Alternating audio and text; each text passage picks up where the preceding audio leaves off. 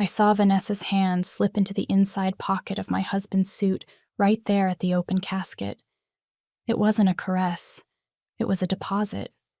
Her fingers trembled for a fraction of a second, a tiny crack in her perfect facade, but her eyes were cold as ice. That was the moment my grief turned into something sharp, dangerous, and absolutely demanding of answers. The day I buried my husband, I felt like something more than just his body was leaving with him. It wasn't just the crushing weight of grief drowning me. It was an icy sensation in my chest, a suspicion moving between the flower arrangements and the hushed whispers, because while everyone else was crying, I saw something that made my blood run cold. My daughter-in-law, Vanessa, leaned over the coffin and, pretending to smooth the lapel of Arthur's suit, discreetly slipped a small object into his inner pocket. Her hand shook for barely a second. Nobody else noticed it, but I did. For a moment, I doubted my own eyes. I thought maybe the pain was playing tricks on me, that maybe it was just a handkerchief or a religious medal. But no. The expression on Vanessa's face was too precise, too cold, and the way she looked at my son, Mark, right afterward, was the look of someone who had just completed a mission. I stood there, petrified. The priest continued with the service. The incense rose in pale wisps, and the words about eternal rest seemed hollow to me. The only thing I could think about was that brief, stealthy movement, that hand hiding something on the body of the man I had shared 40 years of my life with. But before I go on, I want to extend a very special invitation to you. Subscribe to the channel and hit that like button. This helps me see that you support me and enjoy my stories. And comment down below which city you are watching us from. Now, let's continue. When the ceremony ended and everyone moved to the reception hall for coffee and condolences, I stayed behind alone in front of the casket. The silence was so deep I could hear the wood creaking. The smell of melting wax was making me dizzy. I took a step forward, my heart beating so hard I was afraid someone might hear it. I leaned over Arthur. He was so still, so impeccable in his blue suit. His face looked like that of a man at peace, but I knew, as only a wife knows, that this stillness wasn't serenity. It was mystery. I slid my hand inside his coat pocket, trembling. My fingers touched something hard and rectangular. I pulled it out carefully. It was a white envelope, folded with precision, and on it, written by hand, was my name. Susan. The world seemed to stop spinning. My breath hitched. I tucked it into my purse, glancing around everywhere to make sure no one had seen me. Then I pretended I was just adjusting my black handkerchief. Minutes later, they closed the casket, and with that dry thud of the lid locking down, I knew the real burial was only just beginning. The ride back home felt eternal. The car moved through the afternoon fog, and every thought was a drumbeat in my head. What had Arthur meant by that envelope? And why was it Vanessa, my daughter-in-law, who put it there? Was it a message from him or a trap from her? I didn't want to open it yet. I pressed my purse against my chest as if it contained the voice of a dead man. When I arrived, I left my bag on the dining room table. The lights were off, the house silent.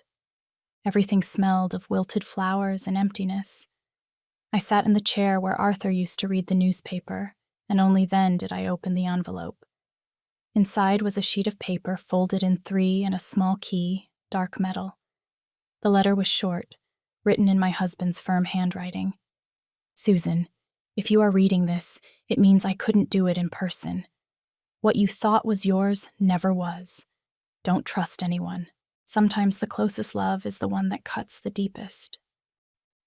Oh, I read those lines over and over again, as if between the words I could find the soul that had been snatched from me. The paper smelled of wax and earth, and the key shone with a dull hue, as if it held centuries of silence. I didn't sleep that night. Every shadow in the house looked different to me. Every corner held a weight it didn't have before. The wind battered the windows, and memories slipped in with it. Arthur's laugh, the smell of his tobacco, his promises of youth.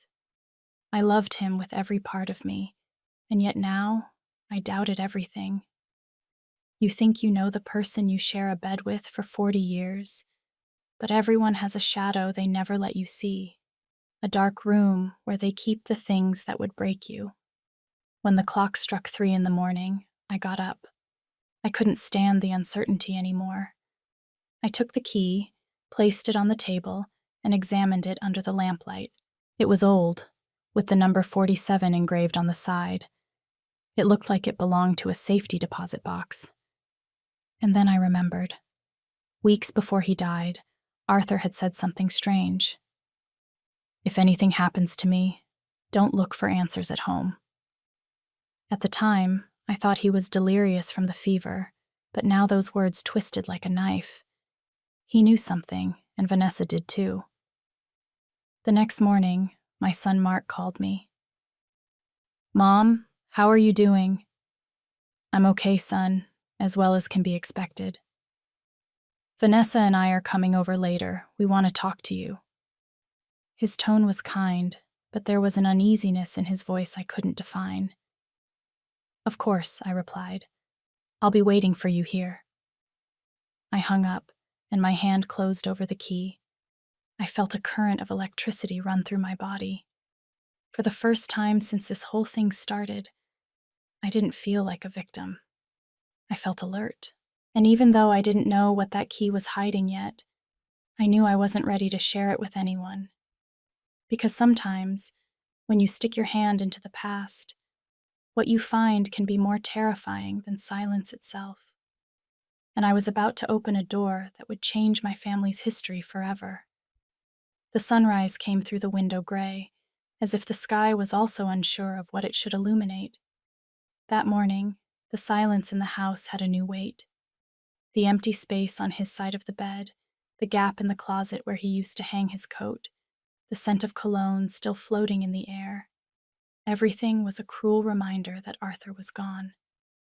And yet, I felt him everywhere. In the clock marking the rhythm of his life, in the books he had left underlined, in the coffee cups that still held his fingerprints. But what I felt most was his absence wrapped in questions. That key, that letter, that sentence written in his handwriting. What you thought was yours never was. I sat at the dining table, where the morning light fell directly onto the paper. I read it again. Every word seemed heavier than the last. The cold metal of the key burned between my fingers. The engraved number, 47, spun in my head like an impossible riddle. Mid-morning, Mark and Vanessa arrived. The sound of the doorbell made me jump. It had only been 2 days since the funeral, but their visit didn't bring me comfort. It brought me anxiety. Vanessa was the first to enter. She was wearing a tight black dress, her hair pulled back with precision, her face serene, too serene. She kissed me on the cheek with a quick, almost clinical gesture. "How are you feeling, Susan?" she asked with a soft voice. "Tired," I replied, "but holding up." Mark hugged me without saying a word. I felt him tense, his muscles rigid, his eyes avoided mine. "We just wanted to know how you were," Vanessa added. "Arthur loved you very much." Her words were correct, but empty, and her eyes, while she said them, didn't show sadness, but something harder to name. Caution. We sat in the living room. The clock marked the seconds with an insistent tick-tock.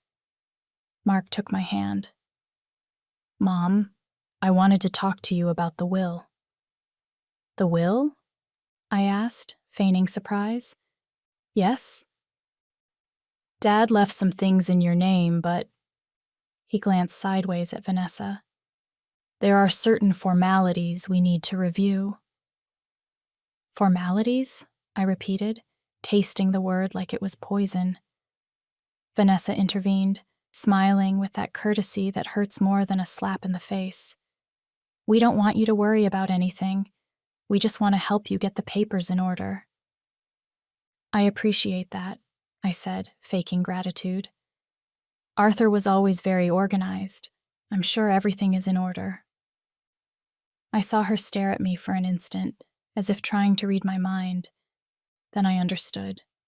She knew that I knew something, and that silent game between us had begun. When they left, I locked the door and leaned my forehead against the wood. My heart was pounding as if trying to warn me that something was coming. I went up to the bedroom and opened the drawer where I had hidden the letter. I took out the key and looked at it again. Number 47. It wasn't for the house, nor for any box of Arthur's here, but there was a bank, the same one where he banked for years, that had safety deposit boxes numbered that way. I decided to go the next day. I felt nervous, but also strangely alive. After days of mourning and silence, I finally had a purpose. The next morning, I put on a gray coat, pulled my hair back, and took the bus. The ride was long and noisy. I watched the streets through the window. They looked different, as if the world had pulled away from me a little since Arthur left. When I got to the bank, the guard at the entrance recognized me right away. "Good morning, Mrs. Miller." "I am so sorry about Mr. Miller," he said respectfully. "Thank you, son. I need to make an inquiry about a safety deposit box." I went to the counter. The clerk checked the records. "Do you have the key and the authorization document?" I took the key out of my purse. The woman took it, looked at it, and raised an eyebrow. "Box number 47, in the name of," she checked, "Arthur Miller." She asked for my ID and after a few minutes guided me to a private room. My heart was hammering in my chest. Every step down that carpeted hallway felt like an echo of my own breathing. The vault door opened with a metallic sound, and the clerk left me alone. I fitted the key into the lock. It turned smoothly, as if it had been waiting only for my hand. The box slid out. It was small, discreet. Inside was a brown folder, a sealed envelope, and a black and white photograph.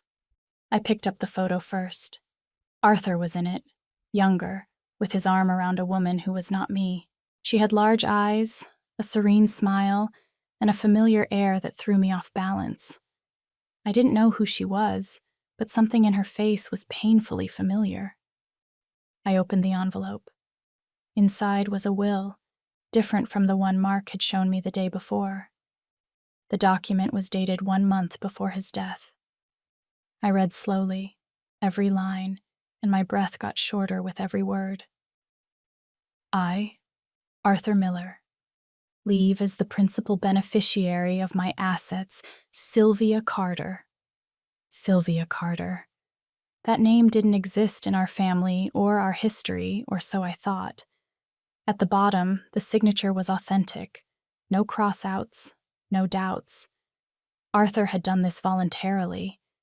I felt a mix of rage and confusion. Who was this woman? A mistress? A lost daughter? A business partner? And above all, why had Vanessa put the key in the coffin? I left the bank with trembling legs. I tucked the papers in my bag and walked aimlessly through the streets. The city went on with its business, indifferent to my storm. The noise of the cars, the voices of the people, the wind in the trees, everything seemed distant. When I got home, I locked the door and let myself fall onto the armchair. I looked at the photo again. That woman, that smile, that look so familiar. And then I saw it. In the background of the photo, almost imperceptible, was a little girl about 3 years old, with light eyes and hair exactly like Vanessa's. A choked sigh escaped me. The photo slipped from my hands and fell to the floor, because for the first time in my life, I was afraid of my own family. I slept with the photograph under my pillow, as if I feared it would disappear if I closed my eyes. And even so, I couldn't sleep. The image of that unknown woman, Sylvia Carter, and the child with light eyes haunted me every time I blinked. There was something in her gaze, in the way Arthur held her shoulder, that didn't look like a man with a mistress. It was a gesture more tender, more intimate, more guilty. Dawn came without warning. I got up before the alarm rang, made coffee, and sat at the table where the letter still lay. The steam from the coffee rose slowly, as if the air also knew that today something in me would change. I spread the documents out on the tablecloth, the will, the photo, the letter. Arthur's signature was real, and the date undeniable. 1 month before his death. If he had left everything to that woman, why did he never tell me? And why did my daughter-in-law, Vanessa, have the key to that box? I decided to go to the office of Arthur's lawyer, Mr. Henderson. I had known him for years. He was the one who helped us buy the house and formalize the original will, the one where everything went to me and Mark. When I arrived, Mr. Henderson received me with a courtesy loaded with discomfort. "Susan, my condolences again. Arthur was a great man." "He was," I replied with a thread of a voice. "I need to speak with you about his will." "Of course. I have a copy here." And he opened a filing cabinet and pulled out a green folder.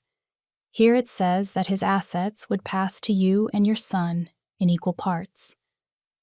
"And this one?" I asked, placing the document I had taken from the bank on his desk. The man adjusted his glasses. He read it in silence. His face changed. I hadn't seen this before." "Do you recognize the signature?" "Yes," he said after a few seconds. "It's your husband's, without a doubt. But what? This document was never filed here." I knew in that instant that someone had pulled strings.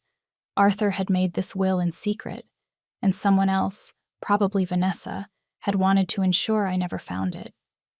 It's funny how a single piece of paper can weigh more than a lifetime of memories. You spend years building a fortress, only to find out the foundation was made of sand all along. "Mr. Henderson, did you know a woman named Sylvia Carter?" I asked. The man hesitated. "The name sounds familiar, but I don't know from where." "Maybe from my husband's past?" "Could be. Arthur had many contacts, although that name—" He frowned. "Wait." He checked an old filing cabinet, one of those with dust and yellowed labels. He pulled out a file. "Here it is. Over 30 years ago, Arthur signed a maintenance agreement in the name of Sylvia Carter." I felt a cold chill run through my hands. Maintenance? For whom? For a minor. That woman's daughter. The silence became thick. My heart started to beat violently. "A daughter?" I asked, barely breathing.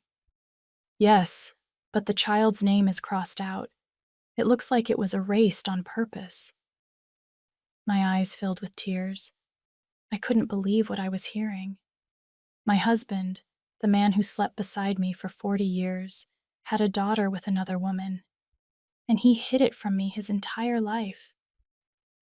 I left the office staggering, as if every step weighed a decade. The street seemed noisier than ever, full of voices piercing through me. I walked aimlessly until I ended up in front of the cemetery. The gate was open. I went in. The air smelled of soil and wilted flowers. I stopped in front of Arthur's grave.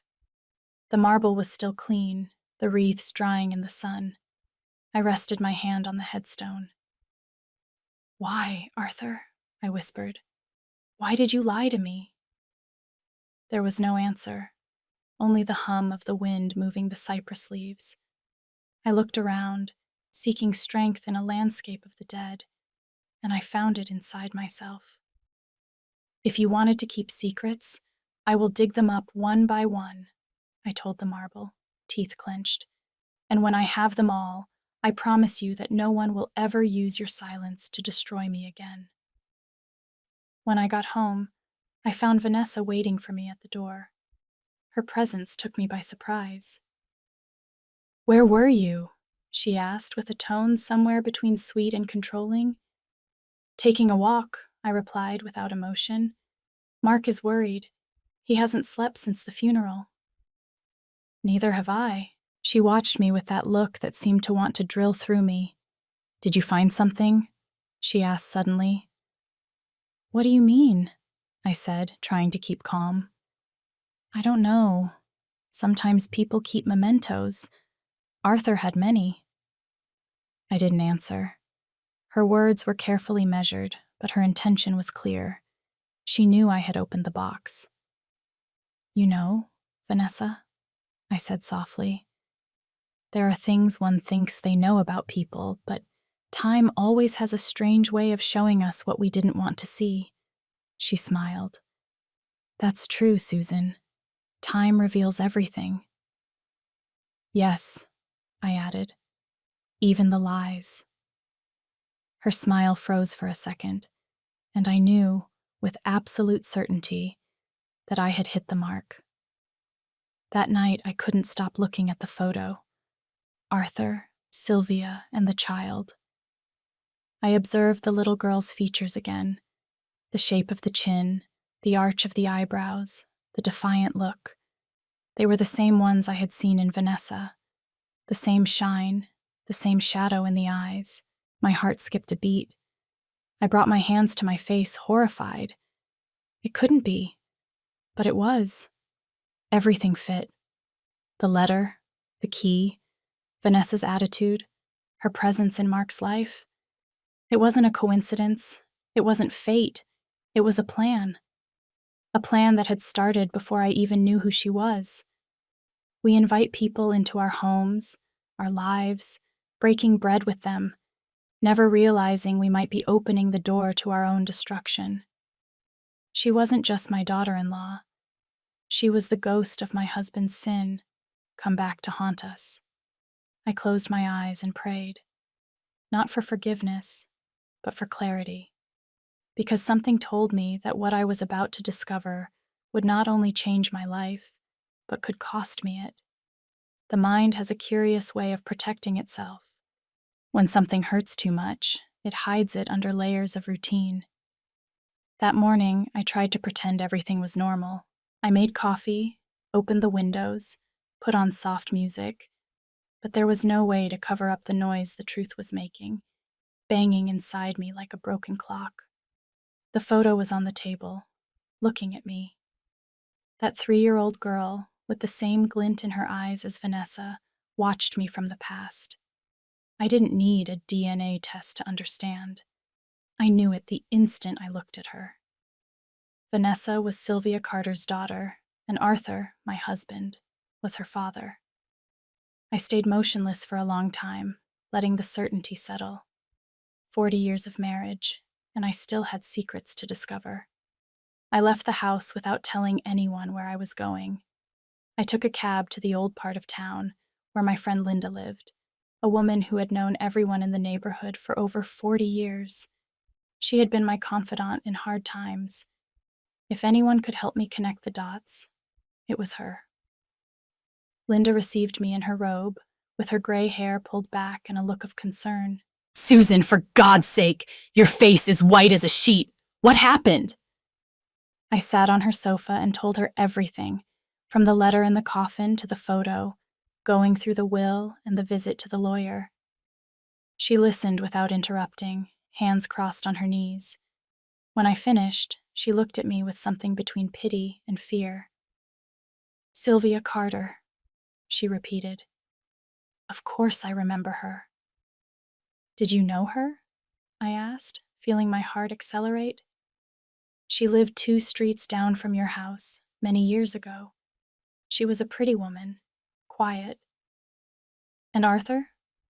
"Arthur helped her. Or at least that's what he said. She was a seamstress. Your husband brought her orders from his office, but there were rumors." My throat closed up. What kind of rumors? "That she had a daughter and that the father was, well, you know who." "Arthur?" Linda looked down. I never confirmed it, but they moved suddenly. People said he bought her a house in the other neighborhood. I stayed silent. The words floated like knives suspended in the air. Sylvia, the daughter, the house, everything fit.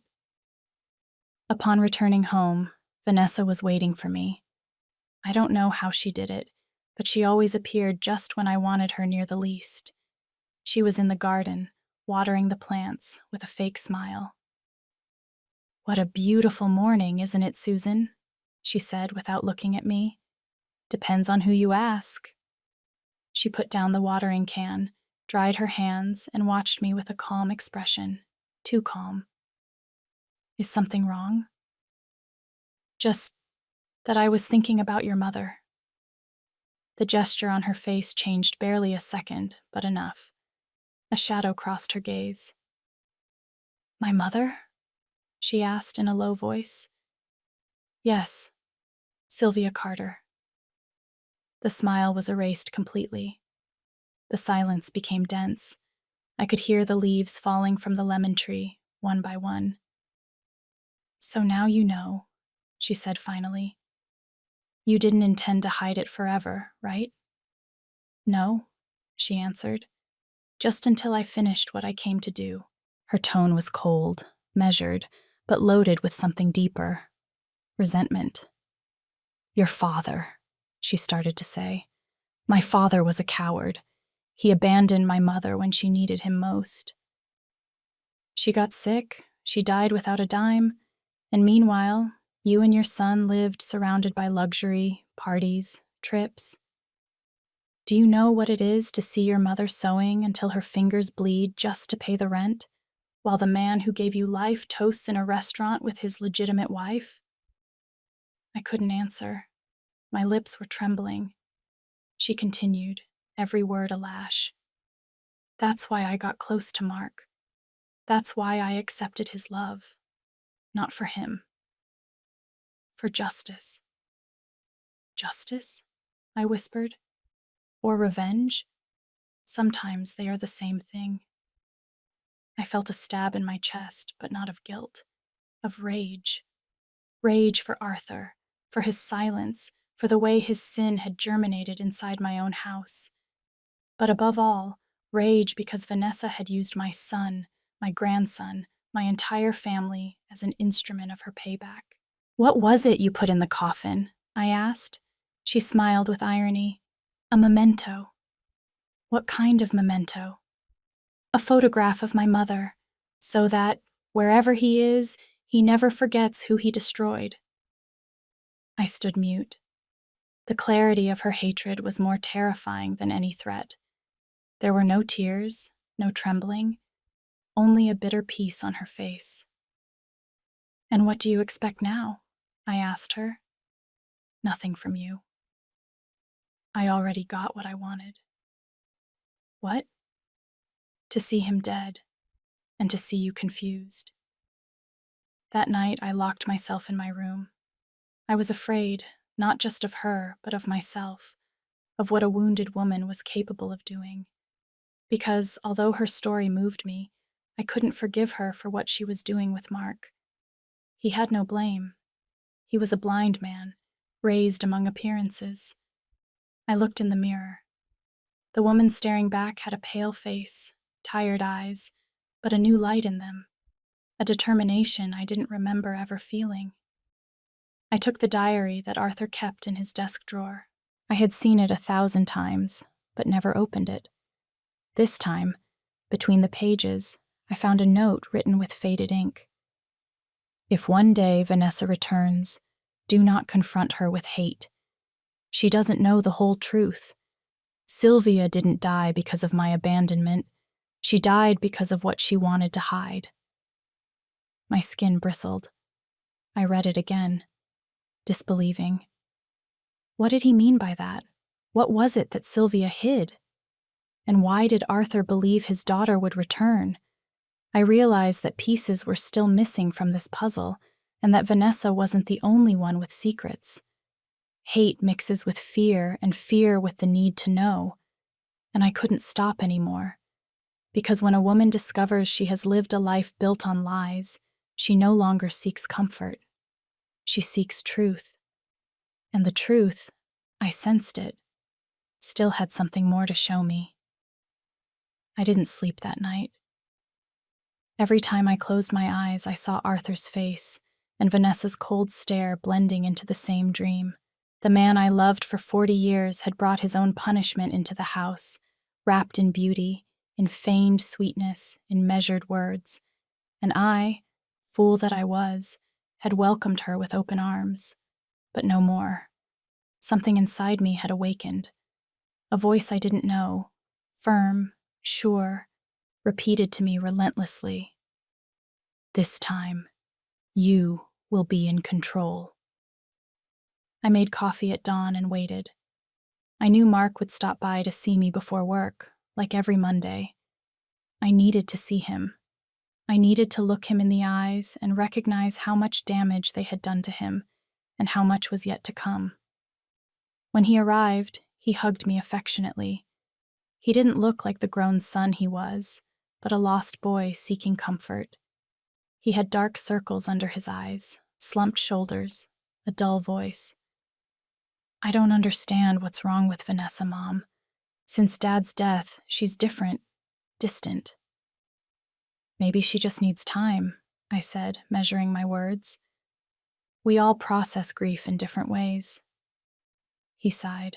Last night I heard her talking in her sleep. She was saying weird things, names I don't know. What kind of names? Sylvia, Arthur, and something about what he owes me. My heart skipped a beat, but I dissembled. Surely they're just dreams.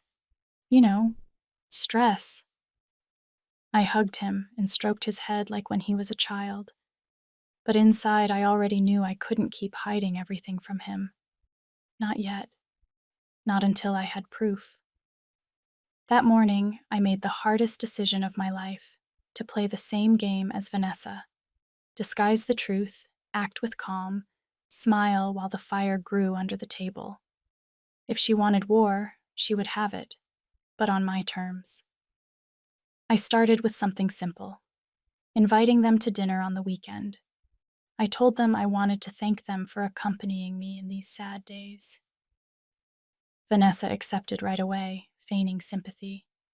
Of course, Susan. It will be nice to share as a family again. Her smile didn't fool me. Behind it was a dark glint, a satisfaction that gave me chills. But I didn't show it. I looked at her with the same smile grandmothers use when they already know everything and are just waiting for the right moment to speak. The days leading up to the dinner I dedicated to planning. I contacted Mr. Henderson discreetly. I asked him to come to the house that night with the documents I had found at the bank and a copy of the original will. I also asked him for something else, to bring a handwriting expert. I didn't explain why. I just told him, "Trust me, Mr. Henderson. What you are going to witness, you won't forget." And he, without fully understanding, accepted. They say revenge is a dish best served cold, but the truth? The truth is a fire that burns everyone at the table, and tonight, we were all going to burn. The evening of the dinner, I set the table with ritual precision. The white china, the silverware, the glasses Arthur used only on special occasions. Every detail had a purpose, every gesture, a hidden meaning. When the clock struck 8, I heard the doorbell. Vanessa entered on Mark's arm, wearing an elegant black dress. She looked like a widow from a novel. "What a warm house you have, Susan," she said while taking off her coat. "Thank you, dear," I replied sweetly. "I'm glad to see you in a good mood." We sat down to dinner. The atmosphere, though cordial, was charged with tension. Mark tried to keep the conversation light, but Vanessa interrupted him constantly with calculated phrases, with insinuations disguised as affection. I watched her in silence, noticing how her eyes moved toward the drawers, toward the corners, looking for something. While I was serving the wine, I felt it was the moment. Mark, before we continue, I said calmly, I want to tell you something. He looked at me, worried. What is it, Mom? I just want to thank you for being such a noble son. Not all men have the strength to face what you are about to discover. Vanessa set her glass on the table. What does that mean? She asked with a tone that mixed alert and challenge. I stared at her, unblinking. Does it mean that the truth always comes to light, even if one buries it with a dead man? Mark tensed up. Mom, what are you talking about? About your father, son, and what he hid before dying. Vanessa stood up abruptly. This is absurd, she said.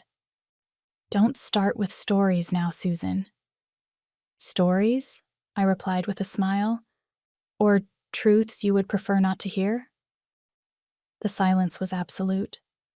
Then calmly, I took the bank folder out of a drawer. I placed it on the table. You recognize this key, right? I asked. She went pale. I don't know what you're talking about. It was the key you put in my husband's coffin, the same one that opened this box. Mark looked at me without understanding. What key, Vanessa? She didn't answer. In that box, I continued, I found a will, one where your father leaves everything to a woman named Sylvia Carter. Mark froze. Who is that woman? Your mother could answer you better than I can, I said, looking directly at her. Vanessa clenched her fists. What are you insinuating? Nothing that you don't know, I whispered. She stepped back, and then I knew I had touched the exact wound. Before continuing, I want to give you a very special invitation. Tell me here in the comments what you think of this story so far, and what you would do in my place. Don't leave the video, because what comes next will give you goosebumps. Vanessa took a deep breath, trying to compose herself. This is a trap, she said. A vile trap. No, dear. This is the truth. What truth? My mother died years ago. She has nothing to do with you people. Oh, doesn't she? I opened the envelope and took out the photo. Then explain this. The photo fell onto the table. Mark picked it up with shaking hands. What is this? Your father and Sylvia, and the little girl you see there. My voice cracked. Is Vanessa. He looked at his wife, pale, speechless. Is it true? He asked her. Vanessa, seeing herself cornered, let the mask drop. Her voice changed. Yes, it's true, she said coldly. And I don't regret anything. Mark stood up, incredulous. You lied to me? Your father destroyed my mother's life. I just returned the favor. Her confession fell like thunder. I, in silence, watched the collapse. Inside, a part of me was crying, but another, older and stronger, smiled. Because finally, the poison had surfaced. That night didn't end there. What came next would change the destiny of everyone forever. The night after the dinner was the longest of my life. The silence in the house weighed, as if the walls had absorbed all the screams, all the tears, all the revealed secrets. Mark had left without saying a word. Vanessa, after her confession, stormed out furious, leaving behind a bitter aroma, a mix of perfume and vengeance. I remained alone, staring at the empty table. The photo was still there, next to the half-empty glasses. The portrait of my husband with Sylvia, and that child mixed with the reflection of the spilled red wine, as if the past were bleeding onto the present. I knew I couldn't sleep.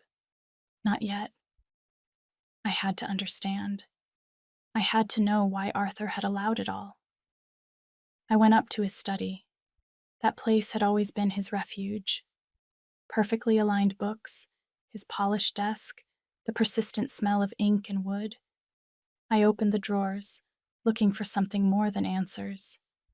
And there it was, the black notebook, the same diary I had seen so many times without daring to read. Now there was nothing left to lose. I sat in his chair and opened it. On the first page, his firm handwriting said, "If you are reading this, Susan, it is because I am no longer here. Forgive me for what I hid, but there are truths that can destroy before they save. The history you think you know is not mine, nor yours." I felt a knot in my stomach. I turned the pages, hands trembling, and there it was, the name that haunted me, Sylvia Carter. I met Sylvia in 1979. It wasn't love. It was guilt.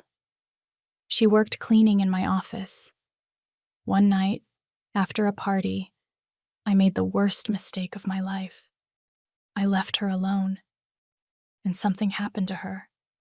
I didn't know what, until years later. I brought a hand to my mouth. I couldn't believe what I was reading. I continued. When I found out she had a daughter, I wanted to take responsibility, but Sylvia never accepted my help. She told me she would rather die than let me into her life. I insisted. I sent her money in secret, but she disappeared. Years later, I found out she had died, but something in that story never added up for me. I turned the page. Someone told me Sylvia didn't die, that she changed her identity and the girl was raised by others, that the name Carter was an invention, that everything was planned to get close to me, not to run from me. My heart was beating so hard I could barely read. Then I reached the last entry. If one day Vanessa appears, don't hate her, but don't trust her either. Behind her is someone else, someone who knows my mistakes better than I do myself. If something happens to me, look for the man with the black ring. He will know the truth. I slammed the diary shut. The air became dense. The man with the black ring. That phrase repeated in my head over and over. Who was he? And why did Arthur fear his appearance so much? I spent the next few hours reviewing old photos, documents, invoices, and then I saw him. In a photograph of a bank event, Arthur was posing with several partners. To the right, a man with a mustache, wearing a dark ring on his right hand. His look gave me chills. On the back of the photo, in Arthur's handwriting, was a name. Hector Lawson. I remembered Arthur speaking of him from time to time, but always evasively. He said he had been his friend, his partner in some deals, but I never saw him at the house. And now, 30 years later, his name returned like a ghost. The next morning, I called Mr. Henderson. Mr. Henderson, does the name Hector Lawson ring a bell? He kept silent for a few seconds. Yes. He was a partner of your husband many years ago. Is he still alive? As far as I know, yes, but... He hesitated. You shouldn't get close to him, Susan. Why do you say that? That man is not to be trusted. After Arthur broke ties with him, there were rumors, shady deals, extortion, even threats. My skin crawled. Where does he live? I asked. On the outskirts, near the old warehouse where Arthur kept his things. But please, don't go alone. I hung up without answering. I knew I was going to do it anyway. That afternoon, I took the bus toward the industrial district. The warehouse was still there, old, rusted, covered in weeds. The wind dragged dust and papers. I knocked on the door with my heart beating like a drum. No one answered. I knocked again. Hector Lawson? I called out. The door opened slowly, and there he was, an older man, white hair with a shiny black ring on his hand. His look was hard but not surprised. So you finally came, he said with a raspy voice. Arthur knew one day you would. I froze. Who are you? I asked. The one who knows why your husband died. The ground seemed to move beneath my feet. Died? I stammered. Arthur had a heart attack? The man let out a bitter laugh. Heart attack? No, Mrs. Miller. What are you saying? I'm saying your husband was helped into that grave. My breath cut off. By who? By the same person you believe loved him. Vanessa? I asked. He shook his head. No. Someone who used her. Who? A woman named Sylvia. I felt a blow to my chest.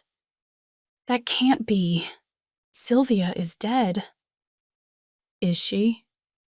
His smile was chilling. Are you so sure?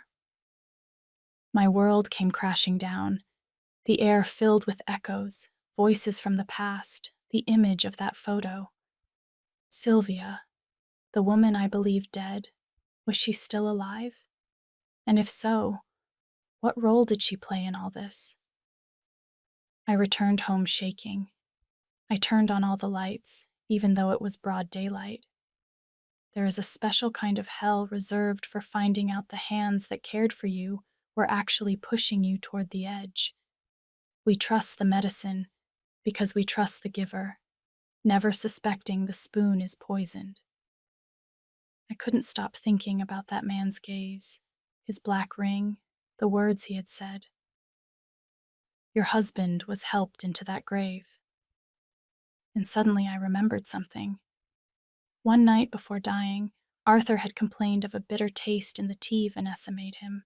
She was taking care of him those days because I was sick, and he had said between coughs, "It tastes a bit off, but it doesn't matter. It's made with love." I closed my eyes and brought my hands to my mouth. The truth revealed itself before me, monstrous, impossible to deny. Arthur had been medically betrayed, and I, unknowingly, had lived under the same roof as his killer. But if Hector was right, Vanessa didn't act alone. Someone else was moving her from the shadows. Sylvia? Alive? Still waiting for a final revenge? My heart beat so hard I thought it was going to break my chest. And in that moment I knew. What was coming wasn't the end. It was the true beginning. There are silences that scream. That night, mine was deafening. I walked through the house with the diary in my hand, reviewing every word, every trembling stroke of Arthur's handwriting. If something happens to me, look for the man with the black ring. I had already done it, and what Hector Lawson had told me kept repeating in my head. Your husband was poisoned.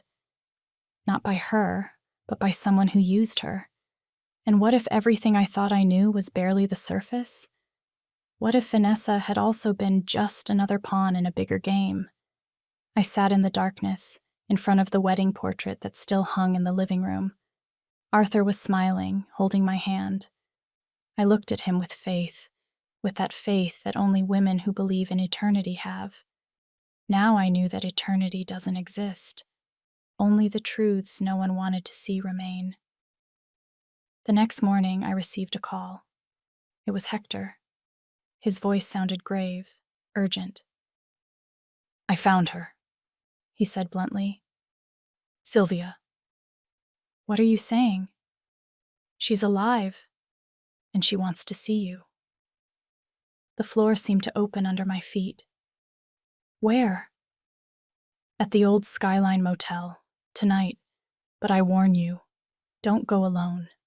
Don't trust anyone. He hung up before I could answer. The silence that followed was a knife. At nightfall, I asked Mark to come over. He had to know everything. I showed him the diary, the will, the photo, and told him what Hector had told me. He listened without interrupting, pale, incredulous. Mom, he whispered at the end. Are you sure they aren't manipulating you? I am, I replied firmly, but I won't sit idly by. I saw the fear in his eyes. Let me go with you. No, son. If what I fear is true, I want you to stay away. I caressed his face. Promise me that whatever happens, you won't see Vanessa again. He nodded, although there was pain in his look. I knew that promise would break his soul. I arrived at the hotel at 9 at night. The place seemed stuck in time. Damp walls, flickering lights, a smell of confinement and dust. The receptionist, an elderly man, pointed me to room 204. My steps echoed down the empty hallway. Every creak of the floor was a warning, every shadow, a threat. I knocked on the door.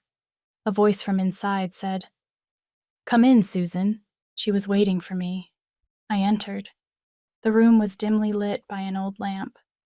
Next to the window, a woman sat with her back to me. She had white, straight hair and a dark shawl over her shoulders.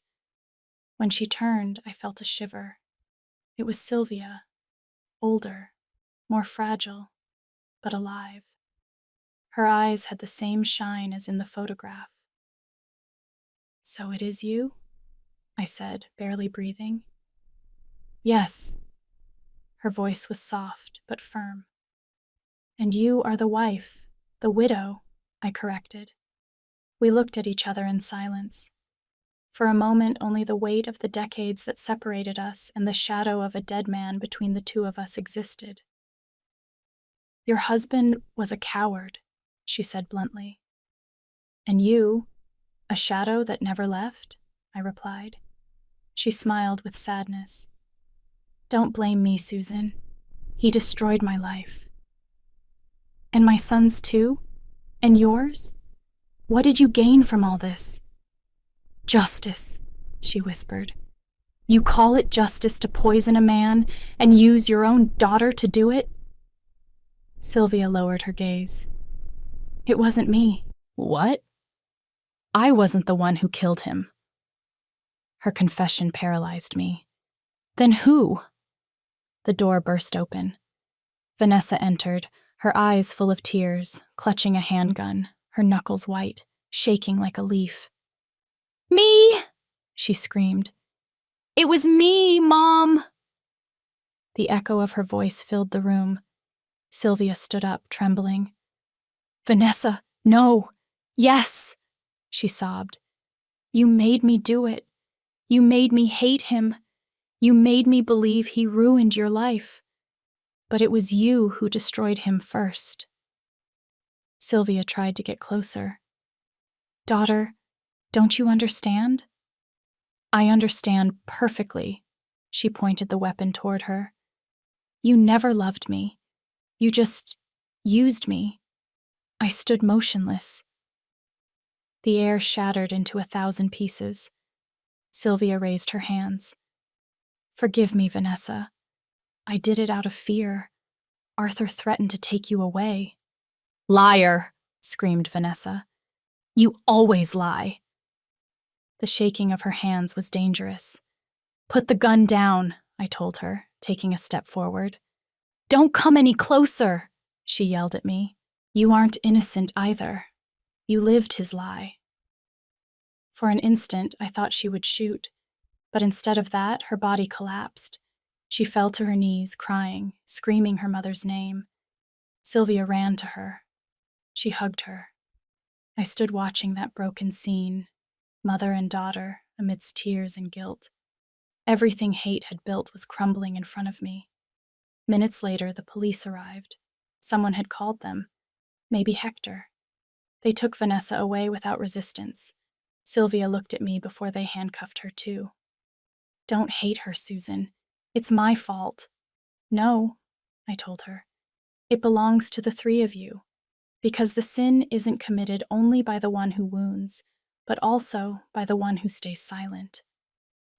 Silence isn't empty. It's full of answers we're just too afraid to hear." We stood in the wreckage of 3 lives, and the only thing left standing was the terrible, undeniable truth. Phase 3. The ending. The garden blooms again, but the roots remember the storm. I've learned that dignity isn't about keeping secrets, but about having the courage to live without them. This story, though born from the shadows of fiction, carries a truth many of us know too well. We must set boundaries to protect our peace.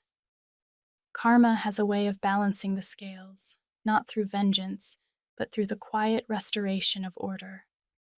I walk forward now, not as a victim of the past, but as the author of my own future. 6 months have passed since that night at the motel. Sometimes I still wake up with the sound of Vanessa's scream in my ears. Sometimes I think I hear the shot that never rang out because I contained it with my voice, with my presence, with the only thing I could still offer, my compassion. Since then, time has followed its course. But my life changed forever. The garden has bloomed again, although not the same. The wind smells different, and every corner of the house keeps an echo of what was. There isn't a day I don't look at Arthur's portrait and wonder if, in some corner of the beyond, he watches me with regret. I have learned that truth doesn't arrive when we seek it, but when we are ready to bear it. And I, without knowing it, had spent my whole life preparing for that moment. Vanessa was sentenced to 20 years in prison, not for murder. The forensic report never managed to prove with certainty that the tampering caused his death, but for fraud, identity theft, and elder abuse. Sylvia, her mother, was also charged, although due to her advanced age and health, she is under house arrest. Mark. My son was never the same again. The day the police took his wife away, he fell to his knees in front of me. "I don't understand, Mom," he told me, voice breaking. "Why? Why all this?" I hugged him and didn't know what to answer, because deep down, I don't understand it entirely either. Hate is a silent inheritance. It is transmitted without words, like a shadow passing from one generation to another. And sometimes, when one doesn't stop it in time, it ends up devouring everything it touches. Mark decided to leave the city. He calls me once a week, but his voice sounds distant, tired. I don't blame him. His soul is broken, and every word of mine reminds him of the pain he tried to bury. I also thought about leaving this house, this neighborhood, this country if necessary. But then I understood that fleeing is not healing. Healing is staying, facing the echo of the past and learning to live with it. So I stayed. I have dedicated my days to restoring the little things that used to give me peace. Painting the walls, tending my plants, writing. I have filled entire notebooks with my history, not for me, but for those who come after. I want that. If some woman like me, a wife, a mother, a grandmother, feels her life crumbling from a betrayal, she can read my words and know that yes, you can survive. 2 weeks ago, I received a letter. It was from Mr. Henderson. Inside, a yellowed envelope sealed with Arthur's handwriting. My heart skipped a beat. It said, "Susan, if this letter reaches you, it is because the truth has come to light. Don't seek to forgive me. Just understand me. I never loved Sylvia like I loved you. It was a mistake, one I dragged my whole life. But when I knew she had a daughter, I wanted to help her, even if it was in secret. I never imagined that attempt at redemption would destroy us. If there is anything after death, I hope to see you there, to tell you with my own lips what my cowardice prevented me in life. I loved you. I always did. Arthur." I read that letter over and over until I soaked it with tears. I didn't forgive him in that instant, but I understood something that freed me. Love doesn't always save, but forgiveness does. Forgiving him wasn't justifying him, but releasing the weight that was sinking me. Sometimes, when the evening falls, I go out to the porch with a blanket over my shoulders and look at the horizon. The sky takes that color between orange and violet that Arthur liked so much. And although I know he is no longer here, sometimes I talk to him anyway, in a low voice. I tell him about the garden, about the rose bushes that bloomed again, about the birds nesting in the old lemon tree. I tell him I miss him, but that I no longer need him to breathe. The first time I could say that without feeling guilt, I knew that I had finally healed. I also think of Vanessa, of her eyes full of rage the day I saw her for the last time. I don't hate her. I know her story was written by others before she could choose. She was a daughter of abandonment, of resentment, of silence. And those are cruel parents.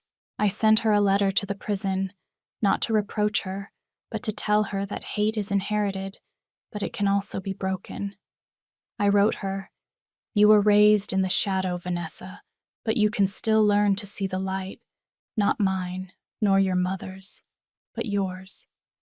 When you find it, you will understand that you were not born to destroy, but to heal what the past stole from you." I don't know if she read it. I don't know if she will ever answer me, but I needed to write it, because there are wounds that only heal with words. Recently, Mr. Henderson came to visit me again. He brought another safety deposit box in Arthur's name. I didn't know whether to open it. I was afraid to start the cycle of pain again, but I did. Inside were 3 things: a photo of the 3 of them, Arthur, Sylvia, and Vanessa as a child, a small silver cross, and a note that said, "If you read this, it is because everything has come to light. Thank you for taking care of everyone, even those who didn't deserve it. Forgive my silence. Now you can live without me." I didn't cry. For the first time, I didn't cry. I just smiled, with a strange and new peace. It was as if, finally, Arthur's soul had let go of my hand. That night I slept deeply. I dreamed of him, not on his deathbed, nor as the man who lied to me, but as the young man who took me dancing in the rain the day he asked me to marry him. In the dream, he looked at me and said, "It's done, Susan. Everything is paid." I woke up with tears, but also with relief. The price of truth had been high. I lost my husband, my son, my daughter-in-law, but I gained something that for decades I believed impossible: my freedom. The freedom to be me without fear, without appearances, without lies. The freedom to look back without resentment and forward without expectations. The freedom to live, simply. Today I write these lines from my desk while the sun filters through the window. The wind moves the curtains, and I feel life whispering to me. There is still time. Time to walk barefoot in the garden, to laugh without guilt, to tell my story. Because telling it isn't remembering the pain, it is defeating it. And before saying goodbye, I want to say something to you, who have listened to my voice until the end. Never underestimate the strength that is born from the wounded heart of an older woman. We have been told all our lives that silence is a virtue, that enduring is strength, that forgiving is resigning oneself. But no, forgiving is looking into the abyss and saying, "You no longer belong to me." So if you ever feel betrayed, lied to, left alone, don't respond with hate. Respond with truth. Because the truth, even if it hurts, is the only inheritance worth leaving. I am Susan Miller, and this was my story. Thank you for listening. If it moved you, subscribe to the channel, leave a like, and tell me in the comments from which city you are watching me. Your voice, on the other side of the screen, is proof that stories, when told from the soul, never die. Tell me in the comments what you thought of my story and what you would do differently in my place. Thank you very much for accompanying me until the end. See you in the next story.